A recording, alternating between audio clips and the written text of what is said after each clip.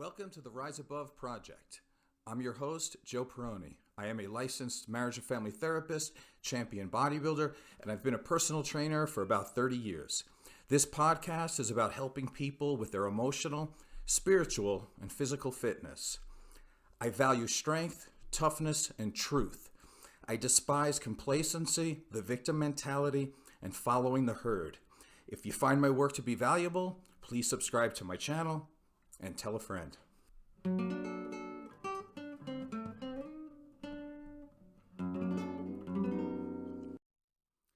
Okay, let's talk about the importance of getting regular blood tests. Blood monitoring is an objective, scientific, and direct assessment of what is going on in the body, which of course affects the mind as well. It informs you on what changes need to be made to maximize your health and wellness. Now, for example, let's take serotonin. Serotonin has been linked to happiness and well-being. But here is a fun fact for you. Serotonin, thought to be a brain neurotransmitter, is actually produced in the digestive tract, also in blood platelets, and then, of course, also the brain. Therefore, a holistic approach is the best approach.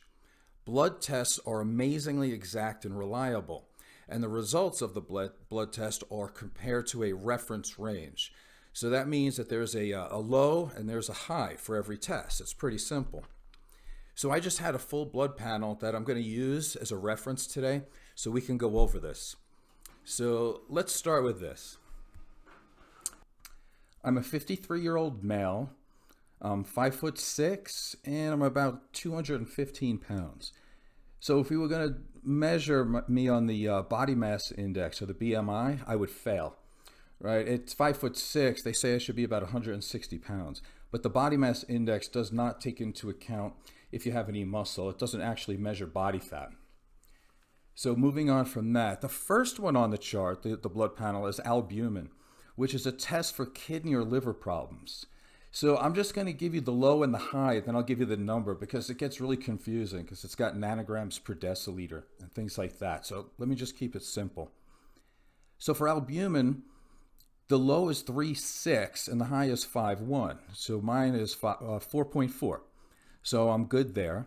The next one is alkaline phosphatases, which tests for liver damage and bone problems. So the number should be between 40 and 115, mine is 66. Bilirubin, which is a test for kidney and liver dysfunction. It should be between 0.2 and 1.2, and mine is 0.6. So just so this is not a medical show, I'm going to skip past a lot of this, but potassium, calcium, chloride, that's all within the normal range. Let's get to the ones that people are more familiar with. Like here we have blood sugar. Now blood sugar is should be between 65 to 139. Mine is 68. Now from a health and fitness standpoint, you can lower your blood sugar by eating less sugar, obviously. And you could also do more exercise, which would also lower your blood sugar. But you want to talk to your doctor about some of this stuff because I know this stuff gets in the medical thing and I don't want to be outside my scope. The next one on the blood panel here is hemoglobin A1C, which is a test for diabetes, and which does run in my family, by the way. So according to this, I need to be below 5.7%, and I am at 5.2, so that's good. Next one on the list is total cholesterol. I need it to be below 200, and mine is 147. Next, we have triglyceride, which is the blood fat. It needs to be below 150. Mine is 94. Next one is thyroid stimulating hormone, which would basically regulate your metabolism. So it should be between 0.4 and 4.5. Mine is 1.58, which is pretty good. Now we get to the more interesting stuff. Testosterone. It should be between 250 and 827 nanograms per deciliter. And that is probably, at 53 years old, it should be even less than that. We're looking at about 400 or so. If you're below 300, you probably need a little bit of help in that area. But mine is 1,363. So that would be a little bit on the high side. What you might expect there when the testosterone is high is that the prostate might enlarge. So of course I had that checked, which is called a PSA. The PSA should be below 4, and mine is a 2.8. So I got a little bit lucky there.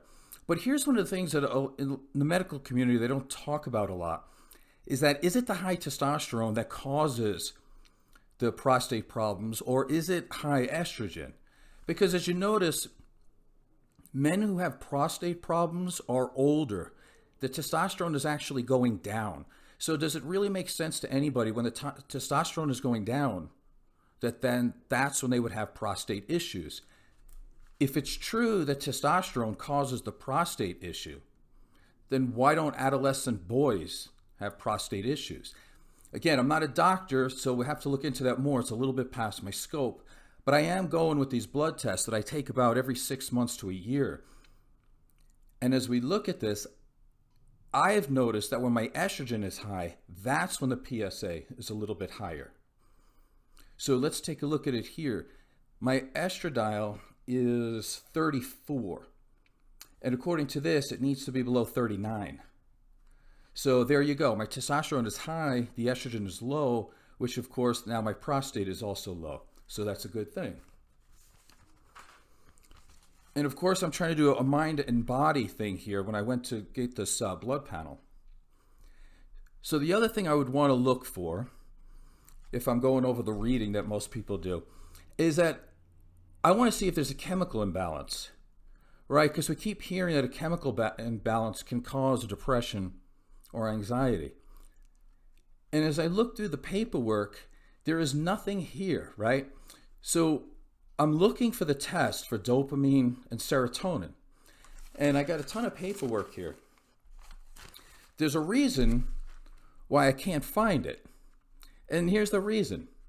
Is because you can't get your dopamine or your serotonin checked because there's no test for chemical imbalances in the brain. And there is absolutely no evidence that depression or anxiety is a brain disease. So if we know this, we can understand that doctors do not know how to monitor neurotransmitters. They don't know what is low, they don't know what is high, and they definitely don't know what a healthy level is. So they don't know how to monitor the drugs that they're prescribing, and they don't know how they work. They only work about 10% more than a placebo, meaning that they do know this. The drugs they prescribe very rarely work. They also know that they're extremely difficult to discontinue, and they know that the clients become more susceptible to long-term anxiety and depression symptoms due to being prescribed the meds in the first place. So there you go. They have lifelong clients because of this. 1 out of 6 Americans are on psychotropics. 1 out of 3 Americans are in treatment. The ones that are in treatment, they are also on psychotropic meds. Now think about this. If you're trying to do treatment on somebody and they're on psychotropic meds, which changes them, which dulls their emotions, one of the things that a therapist would know is if a person comes to see you and they're drunk, you're not going to do therapy on them because there's not much you can do. So what's the difference between having somebody come in whose emotions are basically dead, and then you're going to try to do therapy, compared to if somebody comes in and they've had a couple of drinks? There's not that much difference. So what the doctors do, there's about 70 different psychotropic meds that the doctors can choose from. And basically there's uppers and there's downers. There's not much different than when people try to get street drugs or go to a bar to feel different. Except there's no copay when you go to a bar. That's it. Well, maybe a cover charge, but that's about it. So in upcoming shows, I'm going to give you information on how to combat anxiety and depression, but in a healthy, natural way. In conclusion, number 1, I hope you all consider getting a blood test. I think I've proven that that's an important thing to do. Number 2, balancing your hormones are important to you and your health and your happiness. And number 3, be extremely cautious about using psychotropic meds. There's no reliable test to determine if you have an imbalance, number 1. And there is more evidence to suggest that psychotropics are actually a lot more dangerous than they are beneficial. So thank you for listening. I'm Joe Perroni from the Rise Above Project. Please subscribe and tell a friend.